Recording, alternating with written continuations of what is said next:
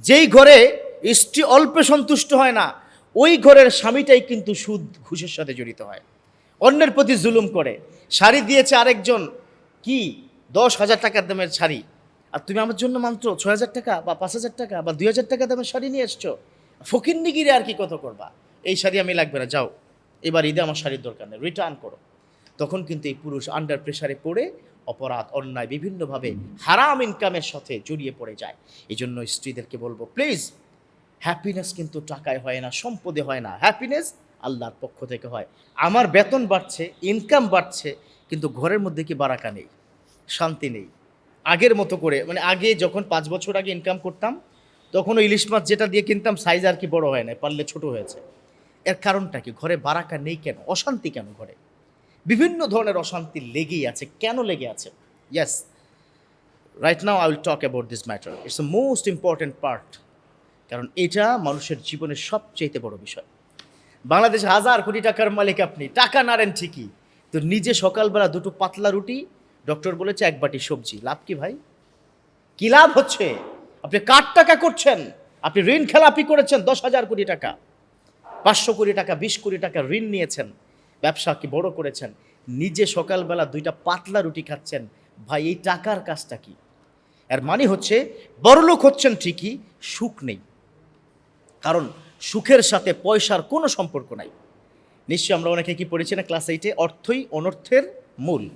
অর্থ যার হবে, সুখ তার কাছ থেকে দূরে চলে যাবে। অর্থ যার হবে, ন্যাচারাল কথা, অনেক আল্লাহরওয়ালা আছে কিন্তু, যে অর্থ হয়েছে মাশাআল্লাহ, অর্থ দিয়ে কাজ করেছে, এখন সুখে আছে। আসুন, বারাকা কাকে বলে? বারাকা হতে হলে 3টা কাজ করতে হবে।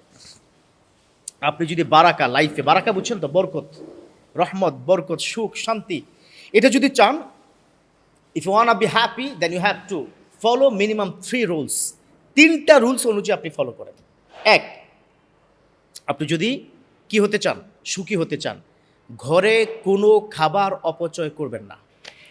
তাহলে হুজুর আমি কি ছোকলা শো খাবো? না, ছোলা খাওয়া লাগবে না। আপনি যদি কোনো কিছু করেন, যেমন আমরা আজকাল অনেকে খুব স্মার্টলি শশার কি করি, চামড়া ছিঁড়ে আমরা খাই, আপেলের চামড়া ছিঁড়ে আমরা খাই, এগুলো কি দরকার নাই। আপনি যেটা খাবেন, যতটুকু খাবেন ততটুকুই রান্না করবেন, যতটুকু খাবেন ততটুকুই প্লেটে কি নেবেন। আপনাকে তো আপনি চিনেন না? তো আজকাল আমাদের সমাজে মাশাআল্লাহ বুফেতে গেলে কি বোঝা যায়।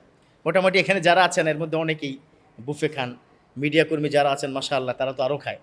যারা বুফেতে যান, দেখবেন 1200 টাকার বুফে, আপনি যা খাবার নিচ্ছেন 3-এর 1 অংশ খাচ্ছেন, 2 অংশ ফেলে দিচ্ছেন। এরকম হচ্ছে না? এই যে বারাকা কিন্তু কমা শুরু।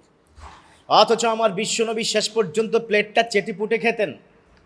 আমার বিশ্বনবী একা খেয়েছেন তেমন নয়, গোটা সাহাবা যারা ছিলেন, তাবিঈন ছিলেন, সকল আল্লাহওয়ালা মানুষগুলো চেটেপুটে খেয়েছেন। কারণ বিশ্বনবী বলেছেন, শেষ মুহূর্তের একটা দানাও তোমার জন্য রহমত হতে পারে, ওটা বারাকা হতে পারে।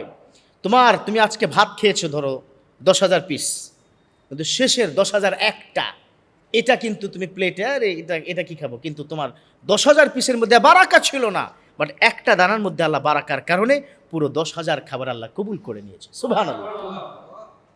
এই জন্য বারাকা কখন হয়, কোথায় হয়? আর যদি কোনো কারণে আপনি কোনো পার্টিতে গিয়ে হাড্ডিটা চোষা মারছেন, করে একটা শব্দ হয়েছে, পাশে মোটামুটি 4-5 জন তাকে বলতেছে খ্যাত আসছে, খ্যাত, এরকম আছে না নাই? অথচ সে তো জানে না তোমার যে ঘরে সুখ নাই মিয়া। ঘরে যাওয়ার সাথে সাথে মারামারি, বউ মানে স্বামীর চুল, স্বামী তার বউর চুল ধরে মায়ের, গত 6 মাসে একসাথে বিছানায় শোয় না, এগুলো কি সুখ বলে? গুলশানের ক্লাবে তুমি আড্ডা মারো আরেক পুরুষের সাথে, এটা সুখ? Not at all. হ্যাপিনেস এটা কখনো জাস্টিফাই টাকা দিয়ে হবে না। তো এই জন্য 1 নম্বর কি বললাম, ঘরে খাবার অপচয় করা যাবে না। নাম্বার 2 নম্বর হচ্ছে, যখনই খাবার খাবেন অথবা যে কোনো কাজ করবেন, শুরুতে বিসমিল্লাহ, শেষে আলহামদুলিল্লাহ বলা যাবে না? উজু করতে গেছেন বিসমিল্লাহ, শেষে উজু করা শেষ আলহামদুলিল্লাহ। খাবার খেতে গেছেন বিসমিল্লাহ, খাবার শেষ আলহামদুলিল্লাহ। ঘর থেকে কি বের হয়েছেন বিসমিল্লাহি তাওয়াক্কালতু আলাল্লাহ, বাচ্চাটাকে ড্রেস পরাবেন বিসমিল্লাহ। এই যে আল্লাহর প্রতি তাওয়াক্কুল করবে, তাদের সুখের আর অভাব হবে না। এটা কি বলেছে? আমার রব্বুল আলামিন বলেন, ওয়া মান ইয়াতাওয়াক্কাল আলাল্লাহ ফাহুয়া হাসবু, যারা আমার প্রতি, আল্লাহর প্রতি তাওয়াক্কুল করে দেয়, আল্লাহ তাদের জন্য যথেষ্ট হয়ে যায়। আল্লাহ যথেষ্ট। তোমার সুখ দরকার, ওই আমি আছি না, আল্লাহ আছি না। কিন্তু তাওয়াক্কুল করতে হবে কার উপর? আল্লাহর উপর। 3 নম্বর যে কাজটি হবে, যে কোনো কাজ 3 নম্বর যেটা করবেন, সন্তুষ্ট হওয়া, খুশি, আলহামদুলিল্লাহ ঠিক আছে তো পেয়েছি আলহামদুলিল্লাহ, মানে এটাকে বলে আত্মতৃপ্তি, অল্পে সন্তুষ্টি। যেই ঘরে স্ত্রী অল্পে সন্তুষ্ট হয় না, ওই ঘরের স্বামীটাই কিন্তু সুদ ঘুষের সাথে জড়িত হয়, অন্যের প্রতি জুলুম করে। শাড়ি দিয়েছে আরেকজন, কি 10,000 টাকার দামের শাড়ি, আর তুমি আমার জন্য মাত্র 6,000 টাকা বা 5,000 টাকা বা 2,000 টাকা দামের শাড়ি নিয়ে এসছো। ফকিন্নিগিরি আর কি কত করবা, এই শাড়ি আমি লাগবে না, যাও এবার ঈদে আমার শাড়ির দরকার নেই, রিটার্ন করো। তখন কিন্তু এই পুরুষ আন্ডার প্রেশারে পড়ে অপরাধ, অন্যায়, বিভিন্নভাবে হারাম ইনকামের সাথে জড়িয়ে পড়ে যায়। এই জন্য স্ত্রীদেরকে বলবো, প্লিজ, হ্যাপিনেস কিন্তু টাকায় হয় না, সম্পদে হয় না, হ্যাপিনেস আল্লাহর পক্ষ থেকে হয়। আসুন আল্লাহর প্রতি তাওয়াক্কুল করে অল্পতে সন্তুষ্ট থাকি, আল্লাহ আমাদের সুখে সুখময় কি ঘরে দেবে পুরো ঘরটা। আল্লাহ তৌফিক দান করুক, আমিন।